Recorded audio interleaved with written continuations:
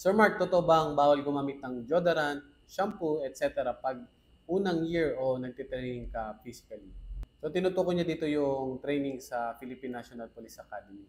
Actually, opposite siya. Pinapayagan siya kasi alam mo naman sa training, kailangan natin ng maayos na hygiene kasi syempre, yung nature ng training, yung sobrang pawis, yung pag-expose sa labas ay makakapag-cause siya ng possible na sakit dahil sa dumi. At sa totoo pa niyan, sa unang taon mo, since wala ka pang nahawakan na ATM or pera, yung mga upper class mo pa nga yung magpo-provide niyan para sa'yo.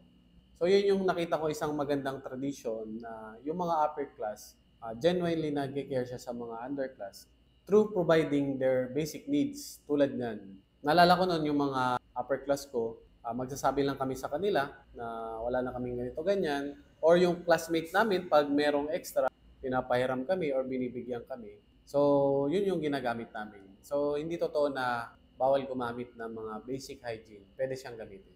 So yun lang, sana nalinawan ka.